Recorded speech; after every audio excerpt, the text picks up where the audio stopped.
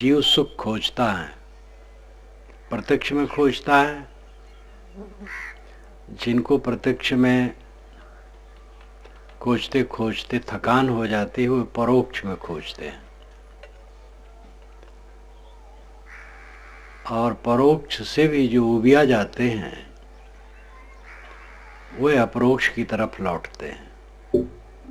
प्रत्यक्ष, परोक्ष और अपरोक्ष, इन तीन बातों पर ध्यान दीजिए। प्रत्यक्ष कहते हैं इंद्रियों से प्रतीत मान, आंख से जो दिखाई देता हो प्रत्यक्ष है, और कान से सुनाई देता है वो प्रत्यक्ष है, नाक से सूंघने में आता है, जीभ से चखने में आता है, चाम से छूने में आता है, वो प्रत्यक्ष है। शब्द, स्पर्श, रूप, रस, गंध, ये पांच विषय हैं। विषय कहते हैं पदार्थ को।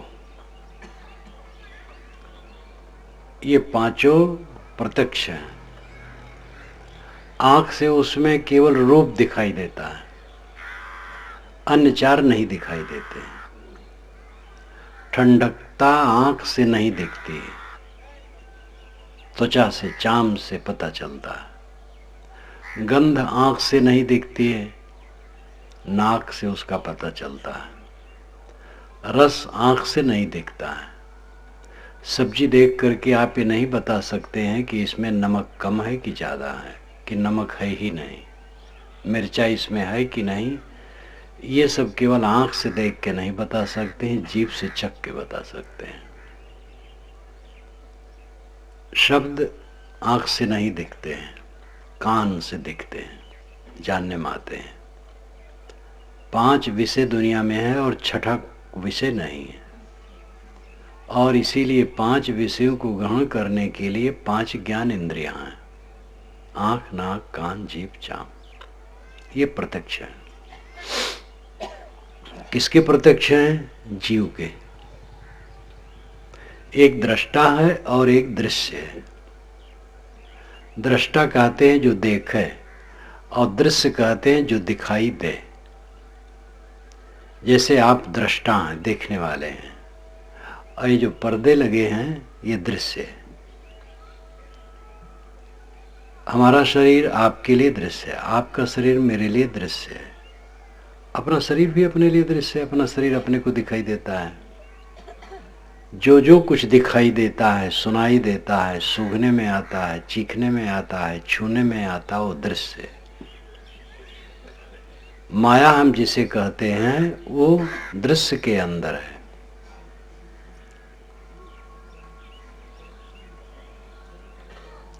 सारा दृश्य माया बन करके हमारे लिए उपस्थित हो जाता है। हम इन्हीं दृश्यों में अपने को भूल जाते हैं।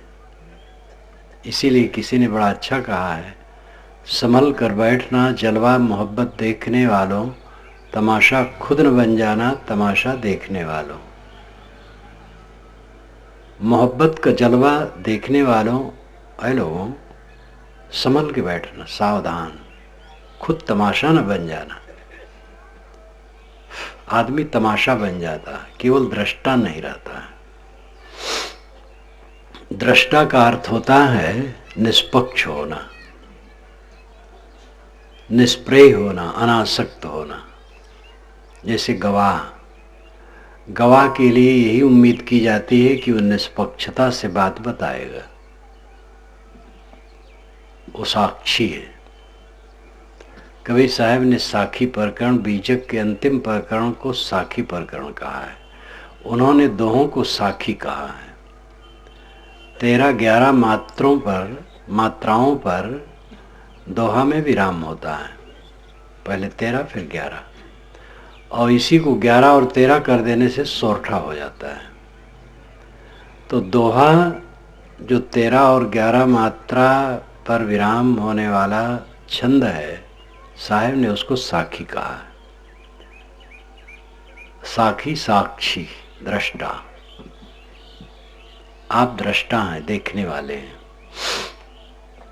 देखने वाला खो जाता है और जो दिखाई देता है वही सच हो जाता है।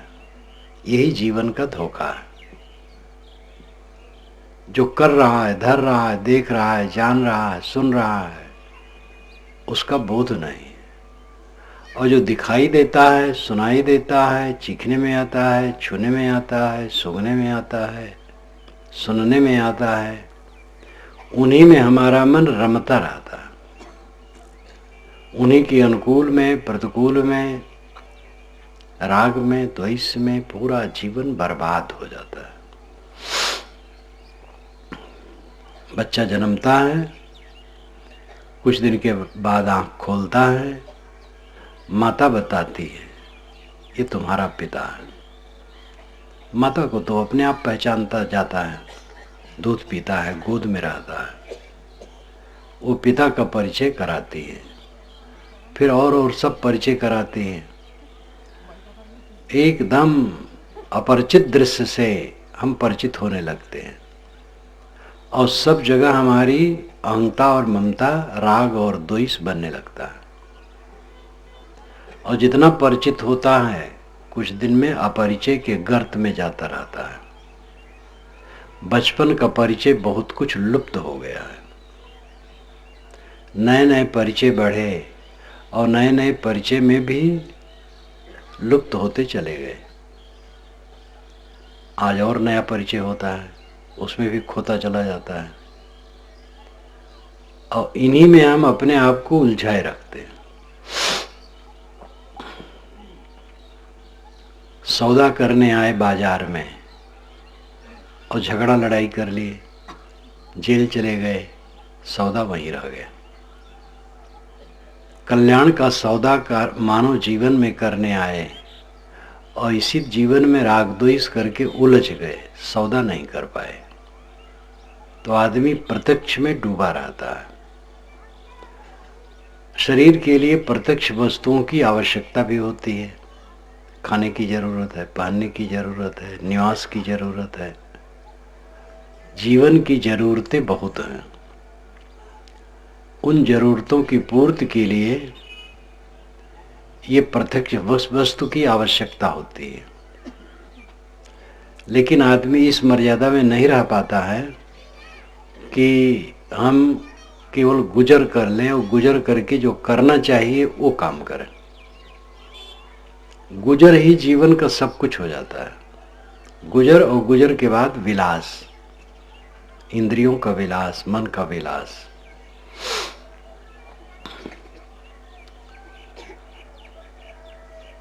पूरा जीवन पेट भरने में और इंद्रियों के भोगों में, दुनिया के संग्रह में और उसमें लड़ने भिड़ने में, राग द्वेष करने में, कलह करने में, विवाद करने में, इन्हीं में चला जाता है। कोई कोई जीव इनसे ऊबते हैं, बाकी ऊबते नहीं हैं। दुख पाते हैं लेकिन ऊबते नहीं। जैसे गधा लत्ती, गधों के बाड़ा में एक गधा दूसरे गधे को पीछे के दोनों पैरों को उठा उठा के फेंक कर मारता है और एक दूसरे को मारते हैं और चींची करते हैं और वो सिमराते हैं। ऐसे सब लोग गधा लत्ती करते हैं, कलह करते हैं और उसी में मूड़ी डाड़े सुख माने बैठे रहते हैं। इस प्रत्यक्ष से घबराते नहीं। कोई कोई जीव इस प्रत्यक्ष से घबराता है तो लगता है हम गोरख धंधा में फंस गए हैं, यहाँ कुछ सच नहीं है। तब वो परोक्ष की कल्पना करता है, ये दुनिया में सुख नहीं है। कोई ईश्वर होगा, वो मिलेगा तो सुख मिलेगा। भगवान होगा, देवता होगा, ब्रह्म होगा, अल्लाह होगा, खुदा होगा, गॉड होगा, शब्द नाम रखे हैं अलग अलग। लोग कहते चीज एक ही है, शब्द अलग अलग हैं। तो परोक्ष के विषय में हम कल्पना करते हैं और उसकी कल्पना में कुछ आनंद आता है।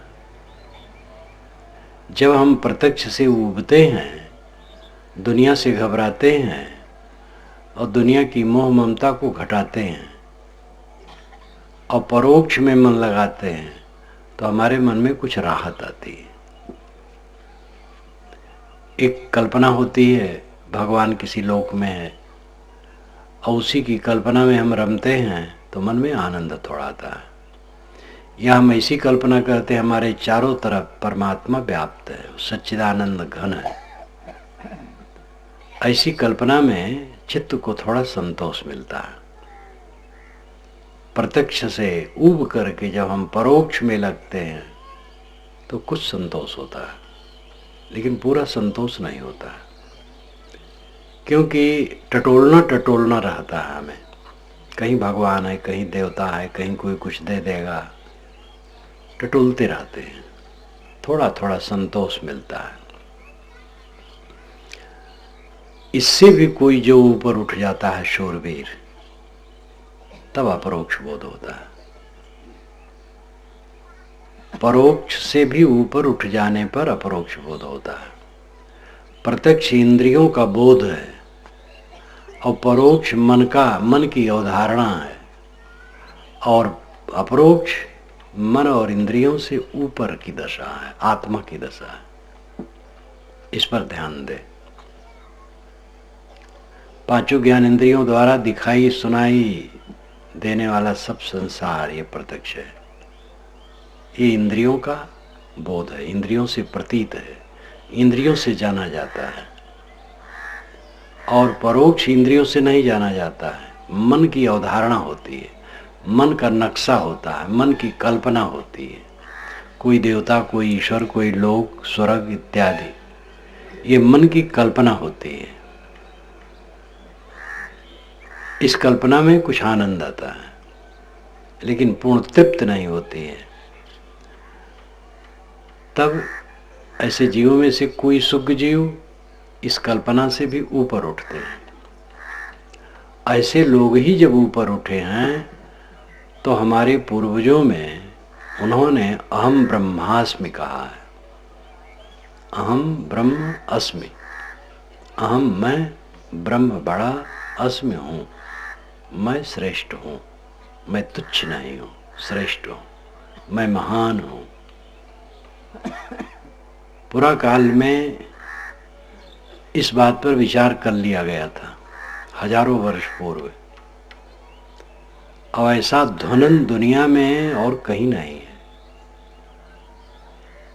ये हम बिल्कुल तो नहीं कह सकते हैं कि कोई नहीं सोचा होगा, दुनिया के और कोनों में भी सोचे होंगे, लेकिन इतना साफ, इतनी निर्भयता पूर्वक घोषणा जैसे उपनिषदों में की गई, अहम ब्रह्मास्मि, तत्त्वमसि अयमात्मा ब्रह्म, प्रज्ञानम ब्रह्म, मैं ब्रह्म हूँ, तुम ब्रह्म हो, ये आत्मा ब्रह्म है, ज्ञान ब्रह्म है। ब्रह्म का मतलब बड़ा, बृहत्वाद ब्रह्म, बृहत होने से ब्रह्म है, बड़ा होने से ब्रह्म है। ब्रह्म का अर्थ ये बड़ा। बड़ा हम खोजते हैं, वो बड़ा कुछ नहीं, मैं खुद बड़ा हूँ। ये सीधी सी बात। और इसी को अनलहक मंसूर ने कहा था। सूफी संत थे, लेकिन उपनिषद की घोषणा बहुत पुरानी है, मंसूर की घोषणा पीछे है। जिस काल में उपनिषद में घोषणा हुई है, उस काल में पूरी दुनिया में ऐसी घोषणा कहीं नहीं हुई है। बाइबल नई तो ईसा के बाद बनी है, 2000 वर्ष के अंदर।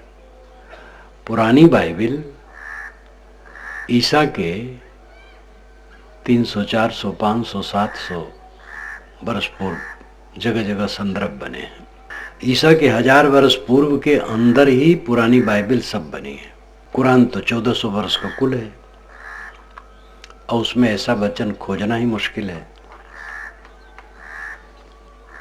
तो उपनिषदों के जो ये वचन हैं कि मैं ब्रह्म हूँ, और जो अन्य को देवता मानता है वो भोला है,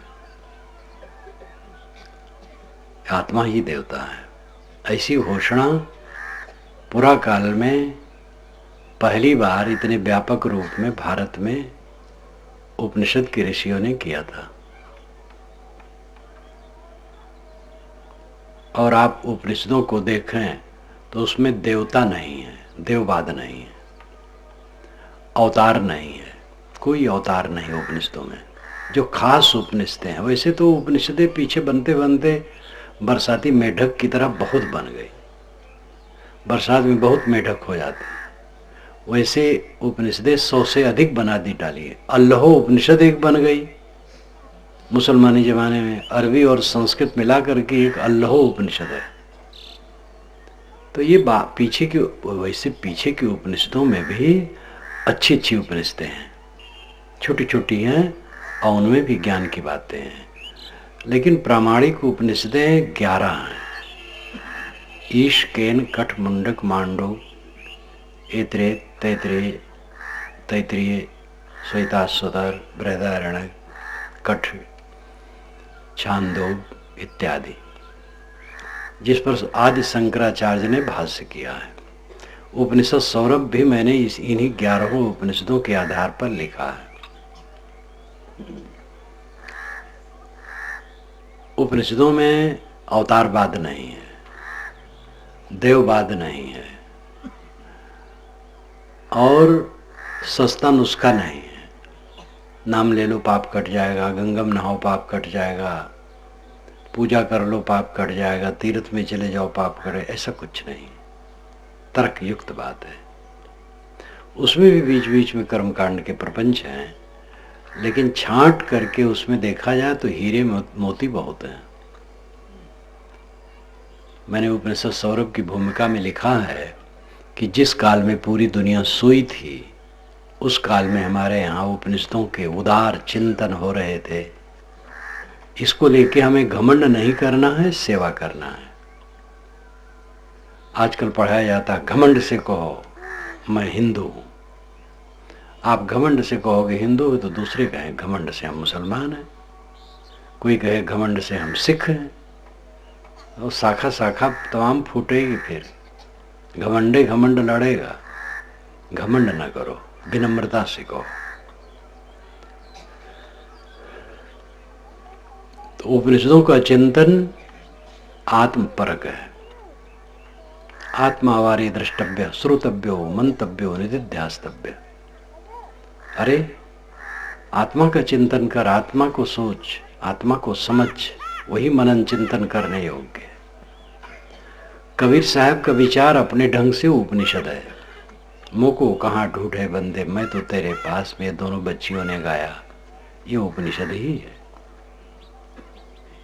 उपनिषद का अर्थ है निकट बैठना, निकट निषद बैठना।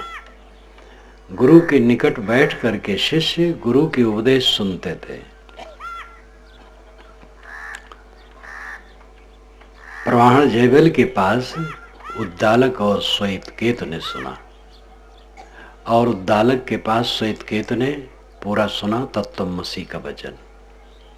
जनक याज्ञवल्क्य के निकट बैठ करके सुने, नारद सनत कुमार के पास बैठ करके सुने। इस प्रकार शिष्य गुरु के पास बैठता था, गुरु सुनाता था आत्मज्ञान का विषय।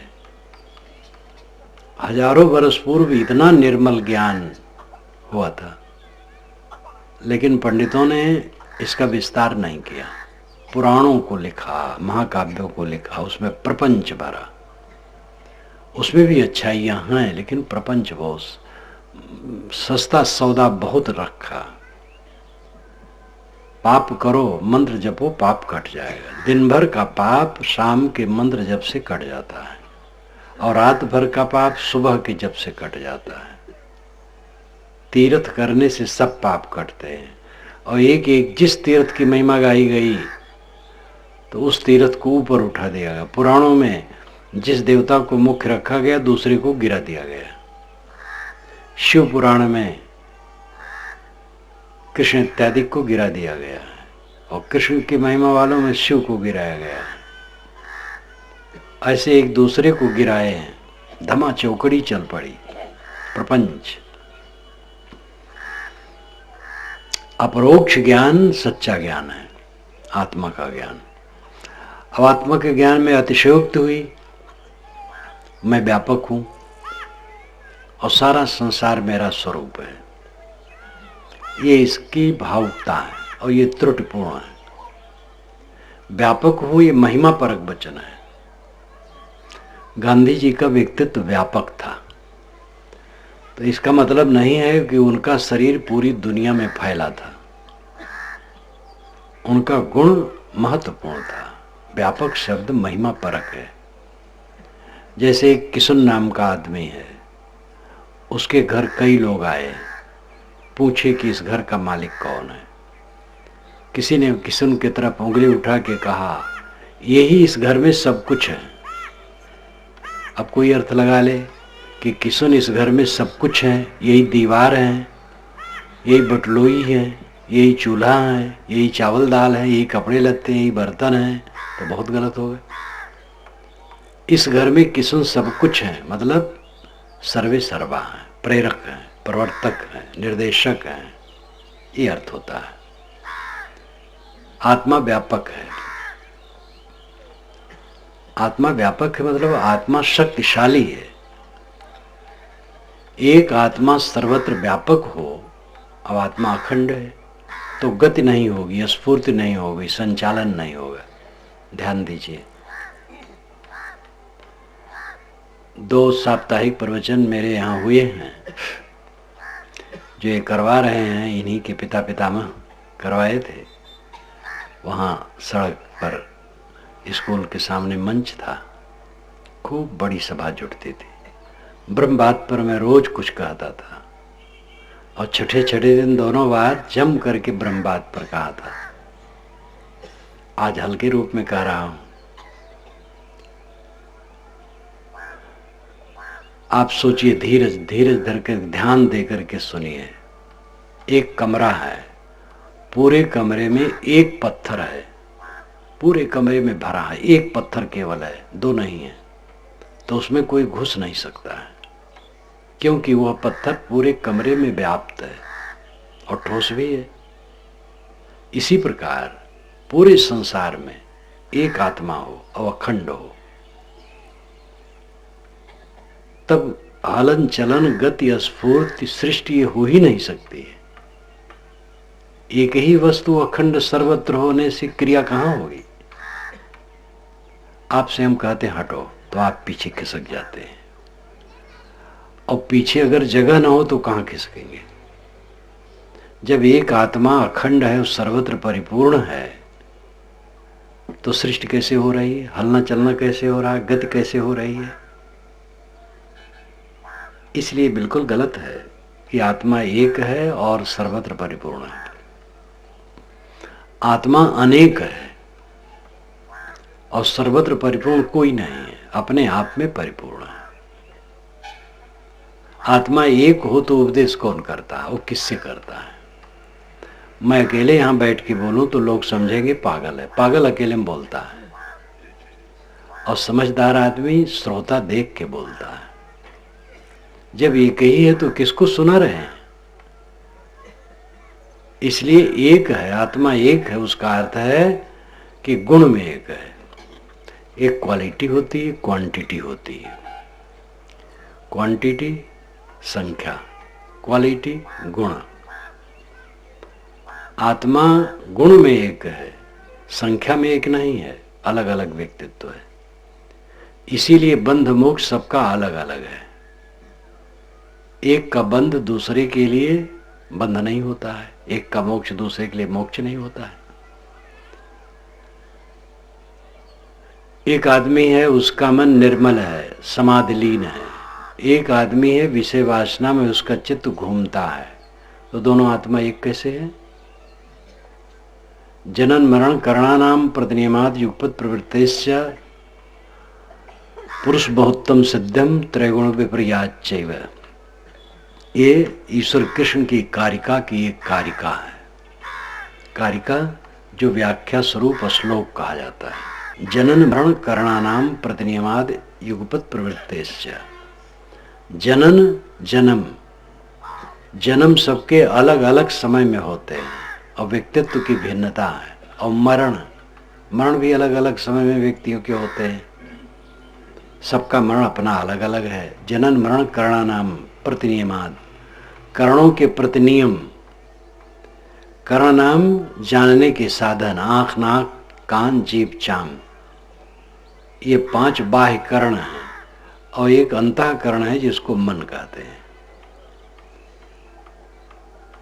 अयुगपत ये सब अलग अलग हैं सबके, और अयुगपत प्रवृत्तिश्च, सबकी प्रवृत्ति अयुगपत है, युगपत नहीं है। एक आदमी खड़ा हुआ तो पूरी दुनिया के लोग खड़े नहीं हो गए, एक बैठ गया तो पूरी दुनिया के लोग बैठ नहीं गए, एक लड़ाई करता है तो सब लड़ नहीं रहे हैं, एक समाधि में है तो सब समाधि में नहीं चले गए। इसलिए अयुगपत प्रवृत्ति, युगपत प्रवृत्ति नहीं है, यानी एक साथ सबकी प्रवृत्ति नहीं, सबकी प्रवृत्ति अलग अलग है। त्रैगुण विपर्याच्य, तीनों गुणों में विपर्य है, कोई रजोगुणी है, कोई तमोगुणी है, कोई सतोगुणी है। इसलिए पुरुष बहुतम सिद्धम, पुरुष बहुत सिद्ध है। ये सिद्ध होता है कि पुरुष बहुत है। पुरुष का मतलब आत्मा। पुरुष, पुरुष, पुरुष शब्द में 2 पद है। कोई कोई शब्द ये गहरा होता है और कोई कोई शब्द कई उसमें पद मिलकर के होते हैं, उसको समस्त पद कहते हैं। कई पद मिलकर के तब एक शब्द होता है। पुरुष में 2 पद मिलकर के एक शब्द है, पुर और उष। पुर नाम आगे, उष नाम चलाना। जो आगे आगे ज्ञान प्रकाश करता रहा है वो पुरुष है। ये जीव आगे आगे ज्ञान प्रकाश करता रहता है, जानता रहता है, हर समय जानता रहता है, इसलिए जीव को पुरुष कहा जाता है। सांख्य दर्शन में तो जीव को आत्मा कहा ही नहीं गया, पुरुष केवल कहा गया है, पुरुष। योग दर्शन में भी ऐसे कहा गया है, पुरुष बहुतम सिद्धम। पुरुष बहुत सिद्ध है, एक नहीं, आत्मा एक नहीं है, आत्मा अनेक है। इसमें तो ज्यादा समझाने की जरूरत नहीं है, सब आप लोग अलग अलग हैं, हम अलग हैं, तो आत्मा एक कहाँ है? आत्मा का गुण एक है, सब चैतन्य ज्ञान मात्र है। जैसे हम कहें हम आमदी वाले एक हैं, तो आमदी वाले एक हैं भावनात्मक दृष्टि से, द्रव्यात्मक दृष्टि से नहीं। आदमी के जितने लोग हैं सब जम करके एक में थाक नहीं हो गए हैं, सब अलग अलग हैं, लेकिन उनकी भावना एक है, संगठन एक है, कोई काम में सब जुट जाते हैं। ऐसा गांव में पहले बहुत रहा, आजकल बहुत टूट गया है, क्योंकि राजनीति आई, चुनाव बढ़ा तो दुश्मनी इतनी बढ़ गई है कि बस वो भाजपा वाले हैं, कांग्रेस वाले हैं, वो फलाने वाले हैं, तो दूसरे से बात नहीं करना है, देखना नहीं, उधर ताकना नहीं है। चुनाव आए तो लड़ो, एक दूसरे को पटको और चालाकी वालाकी जो करते हो करो, चुनाव खत्म हो जाए बस आपस में घुल मिल के रहो प्रेम से। बड़े राजनेता ऐसे करते हैं, एक दूसरे को गरियाते रहते हैं और पर्दे के अंदर में हंस करके मिलते रहते हैं, वो बड़े कुटिल होते हैं। लेकिन गांव वाले भोले होते, भोग्गा,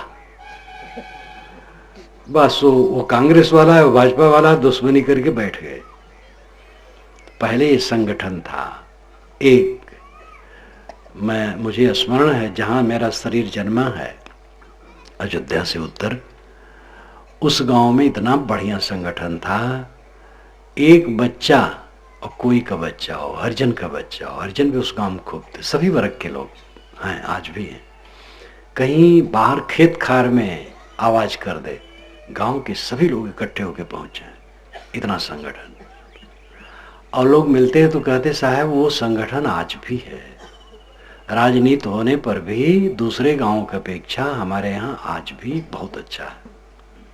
छत्तीसगढ़ में जो संगठन था पहले, मैं पहले जब आता था उस समय का, आज में अंतर हो गया है राजनीति बढ़ जाने से।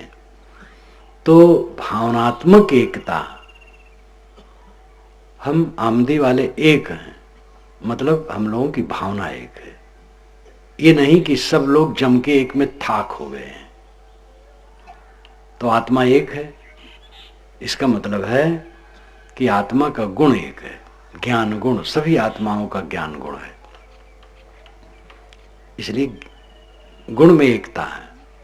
जैसे गेहूं की एक राशि, धान की एक राशि है, तो धान की राशि में करोड़ों दाने हैं, दानों का व्यक्तित्व अलग अलग है, सभी दाने अलग हैं एक दूसरे से, लेकिन सभी का गुण एक है, चावलपन सब में एक है। तैसे आत्मा अलग अलग अनेक है, गुण एक है। ये वास्तविकता है।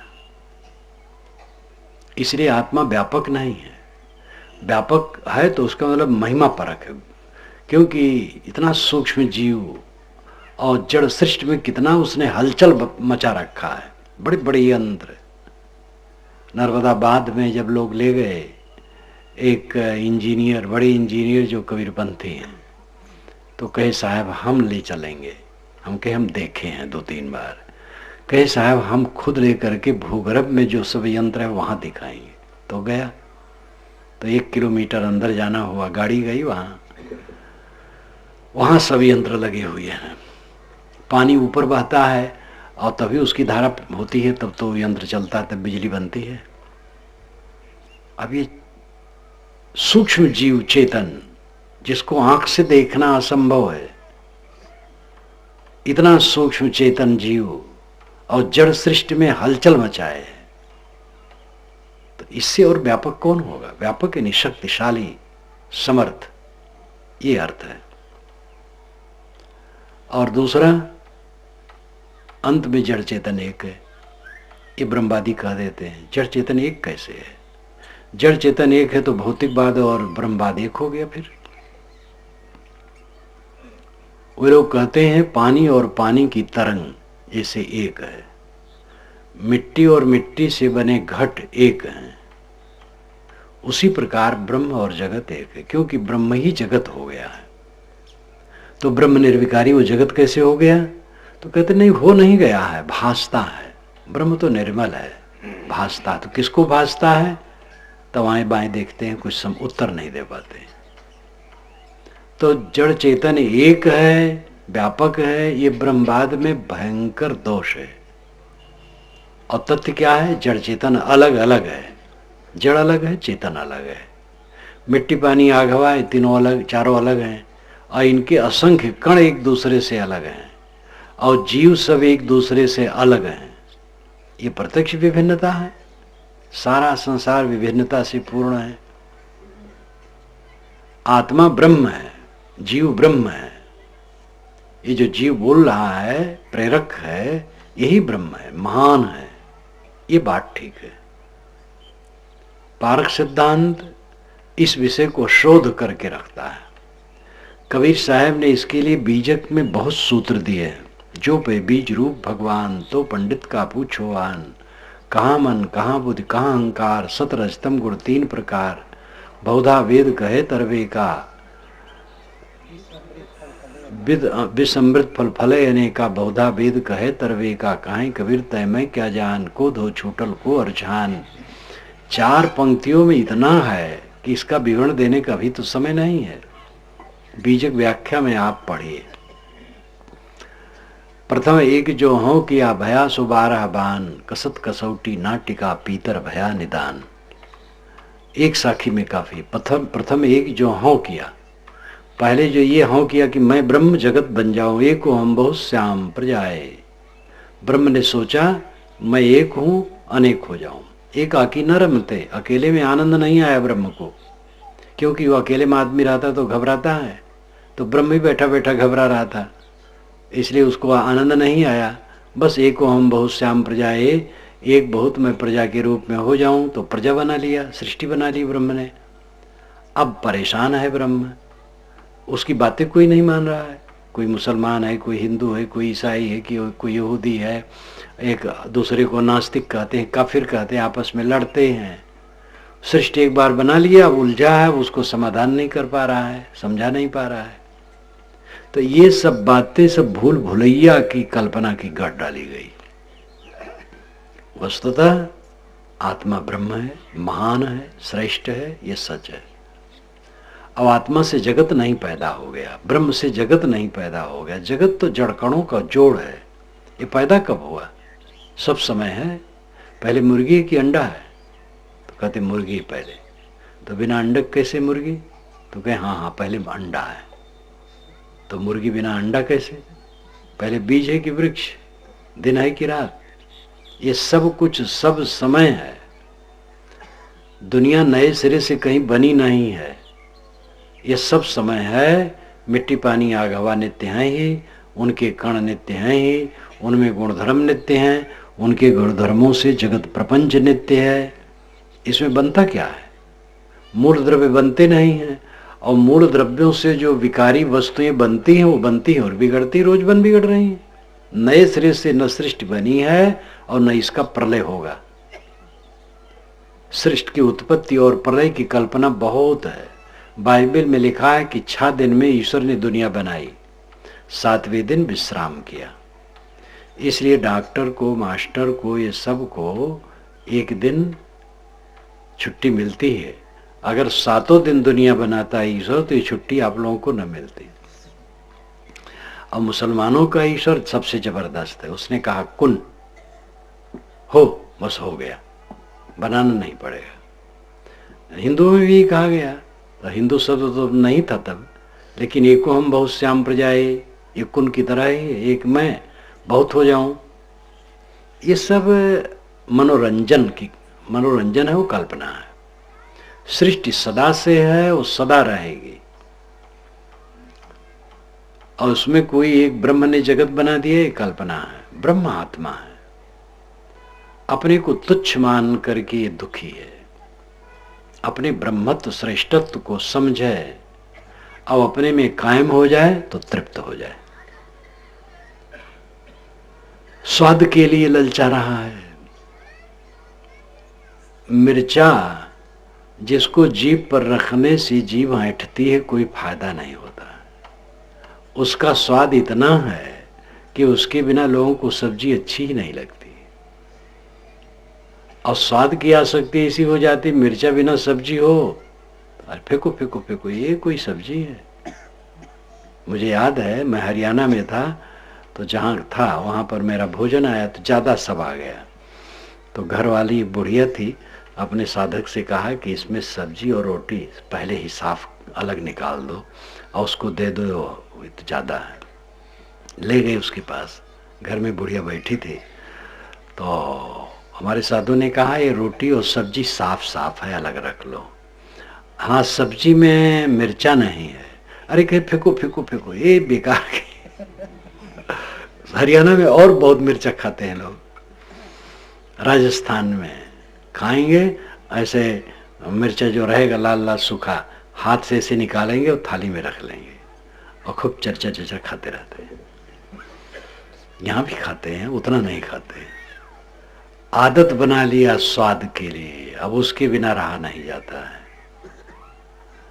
रूप का, गंध का, स्पर्श का, 5 विषयों की आदत बना बना करके गरीब बन गए, दरिद्र बन गए।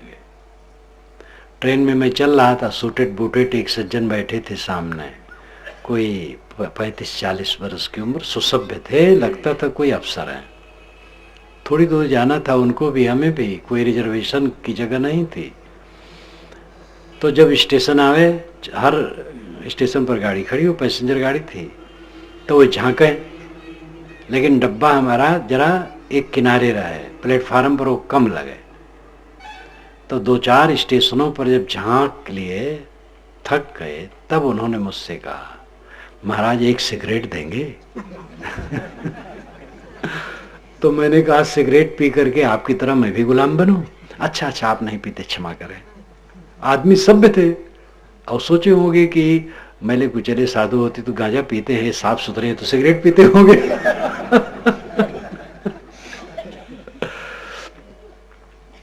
तो कितना हम अपने को गुलाम बना लिए हैं, हमारा ब्रह्मत्व खो गया है। कहीं मोह कर लिए, अब उसको देखे बिना रह नहीं पाते हैं। एक नवयुवक ने मुझे पत्र लिखा, कॉलेज में पढ़ता था, कि साहब एक लड़की से मुझे प्रेम हो गया है। उसके घर वाले जान गए, हमारे घर वाले भी जान गए हैं, हमें रोक रहे हैं, और लड़की के घर वाले भी उसको रोक रहे हैं। महाराज उसके बिना मैं मर जाऊंगा, आप मुझे रास्ता बताइए। तो उसको मैंने पत्र में समझाया और अंत में कड़ा लिखा।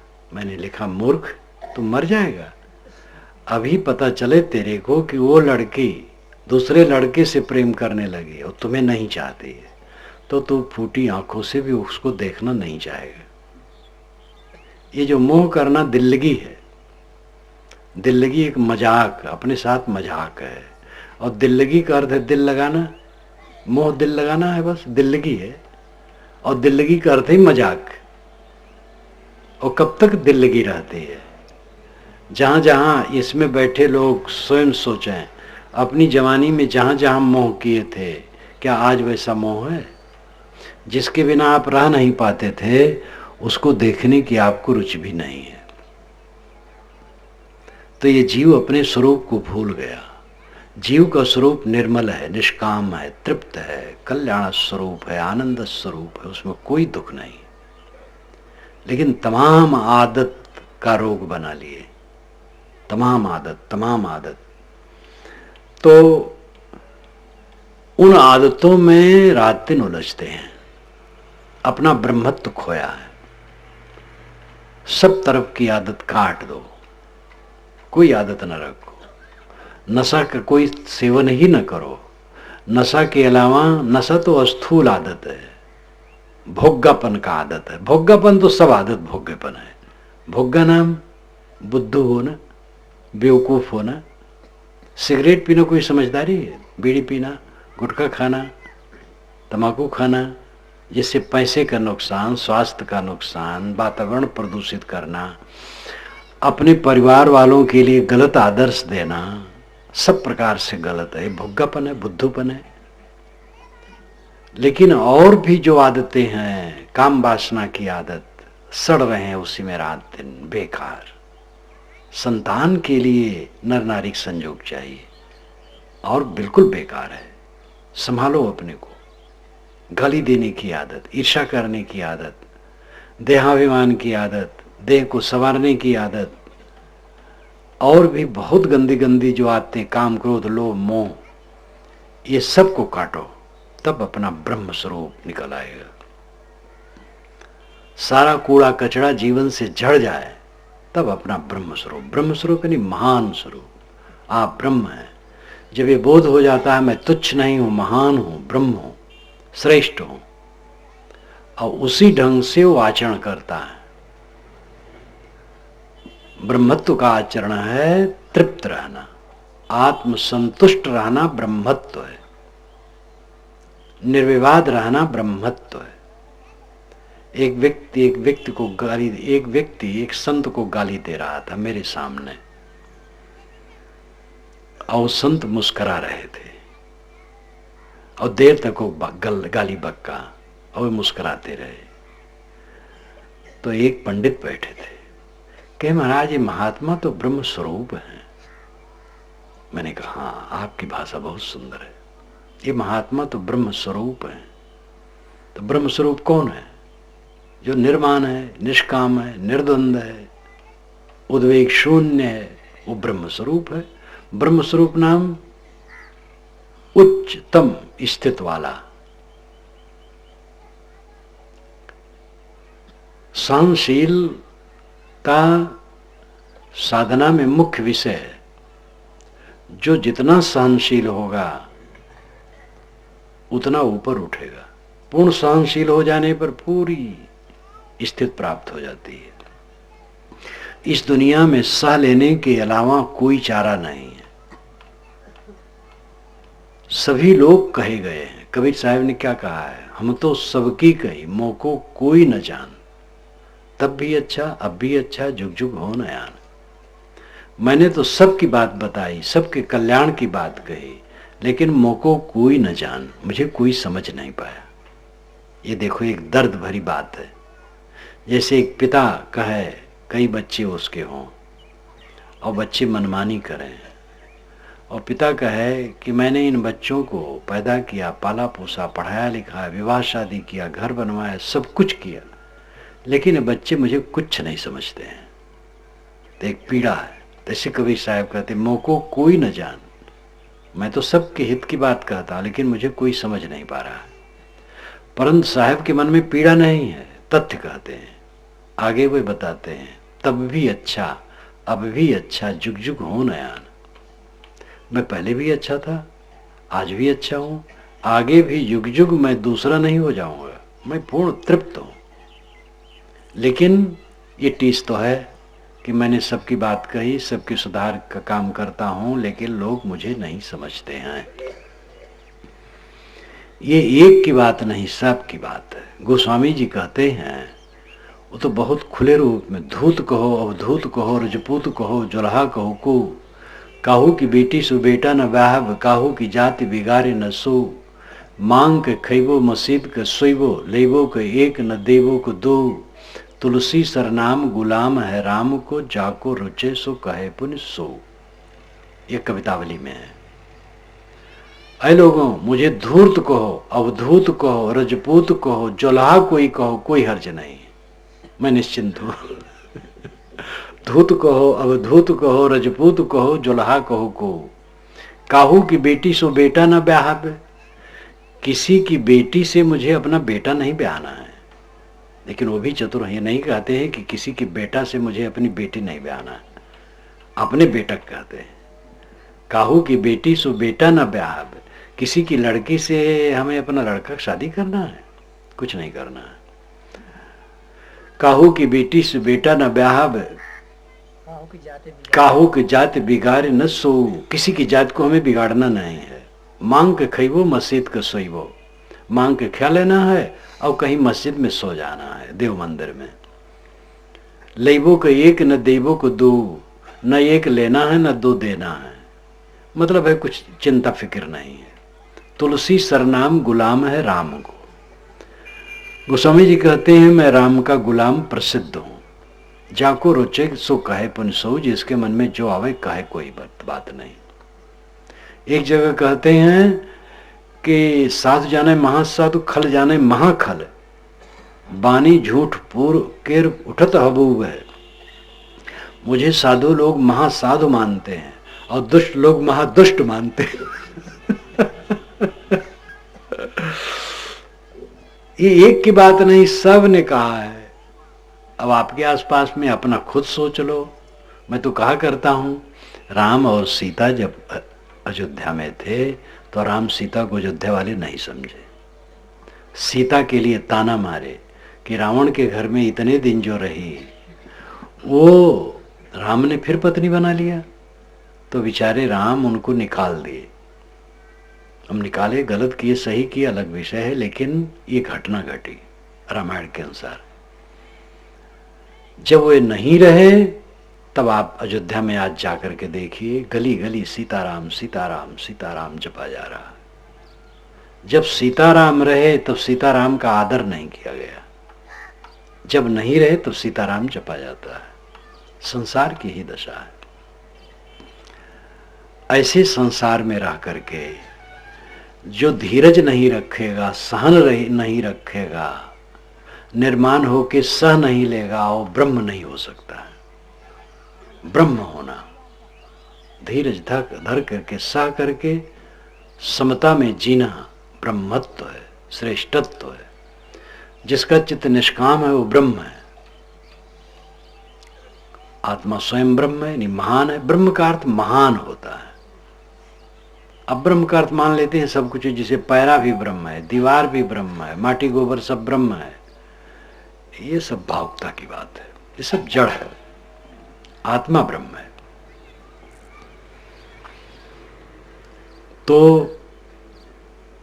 भावुकता से ऊपर उठ करके अपरोक्ष स्वरूप का ज्ञान, अपरोक्ष नाम स्वयं प्रत्यक्ष, अपने आप।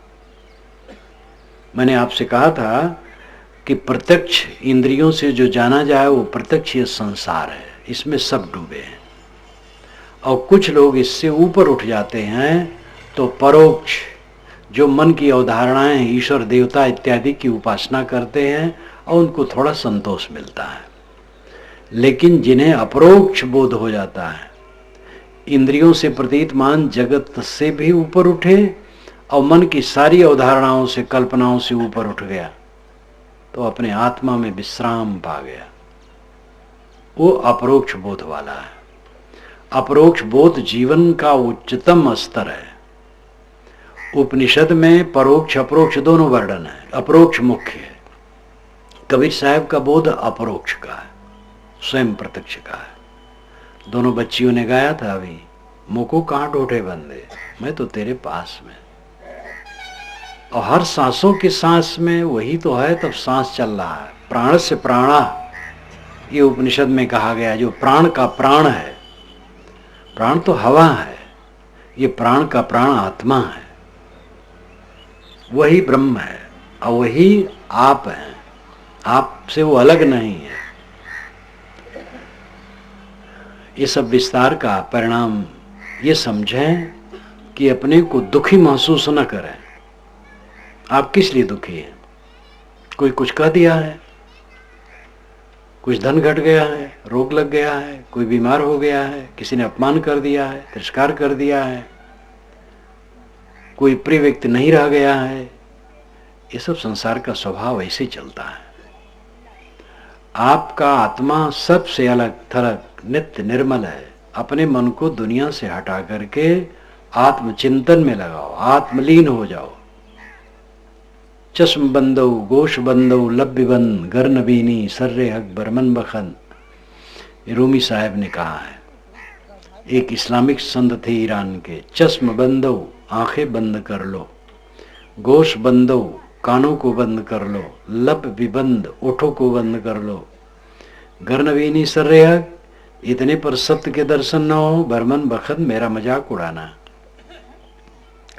और इसके हजारों वर्ष पूर्व सनत कुमार ने कहा नारद से छांदोग उपनिषद में, यत्र नानद पश्यत नानद श्रृणोत नानद विजाना सभूमा। जब दूसरे को नहीं देखता, दूसरे को नहीं सुनता, दूसरे को नहीं जानता, ये भूमा की स्थिति है। देखना सुनना जानना बंद करो, समाधि में चले जाओ, शांत चित्त लीन हो जाए। कबीर साहब ने कहा, समझ बूझ जड़ हो रहे, बल तज निर्बल होए, कहें कबीरता संत का पला न पकड़े कोई। पहले समझ बूझ ले तब जड़ हो जाए। पहले जड़ होने के साहब नहीं कहते हैं। खूब समझ लो आत्मा अनात्मा को, तब जड़ हो जाओ, अनाड़ी बन जाओ। समझ बूझ जड़ हो रहे, बल तज निर्बल होए, सारा बल का घमंड छोड़ करके निर्बल निर्मानी हो जाओ। कुछ मेरा नहीं है। जब तक अपने आप को बिल्कुल निर्माण नहीं किया जाएगा, मोक्ष के द्वार में प्रवेश नहीं होगा। कहें कबीरता संत का पला न पकड़े कोई। साहब कहते ऐसे संत का कोई पल्ला नहीं पकड़ सकता है। मस्त राम वाली कहावत आपसे कह के समाप्त करूंगा। एक मस्त राम लेटे थे और मुर्दा एक पड़ा था। तो मस्त राम ने मुर्दे से पूछा, मस्त राम मुर्दे से पूछे, मुर्दा कुछ बतलाओगे? तो मुर्दा में से मुर्दा बोला, मर जाओ सुख पाओगे। मस्त राम ने मुर्दे से पूछा, मुर्दा तुम कुछ बताओगे, मुझे उपदेश दोगे? तो मुर्दा ने कहा, जरूर दूंगा। मर जाओ सुख पाओगे। मैं मर गया, झंझट खत्म, तुम भी मर जाओ।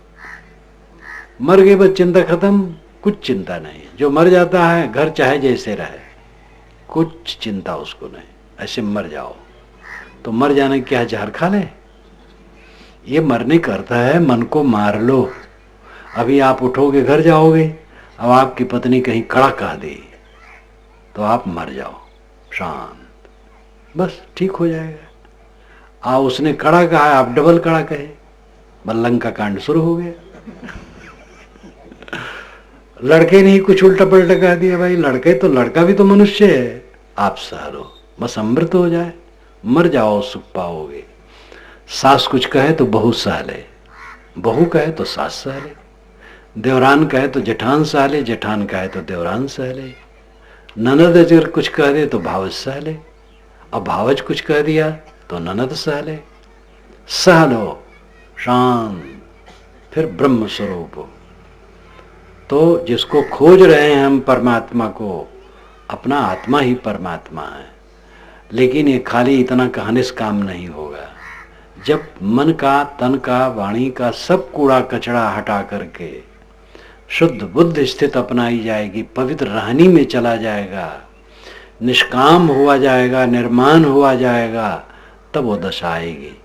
उसके लिए भक्ति, सेवा, सत्संग, स्वाध्याय, मनन, चिंतन करो। आप लोगों से मैं अपील करता रहता हूं। अब आप लोग तो सुनने वाले कम हैं, मैं कह देता हूं, सुनो चाहे न सुनो।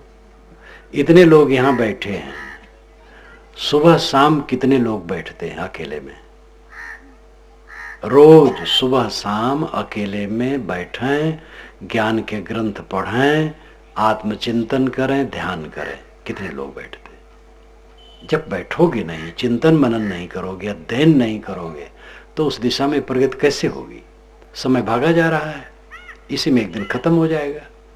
इसलिए कल्याण मार्ग में जम करके लगना चाहिए। मैं अपनी वाणी को यही विराम देता हूँ। बोलिए सद्गुरुदेव।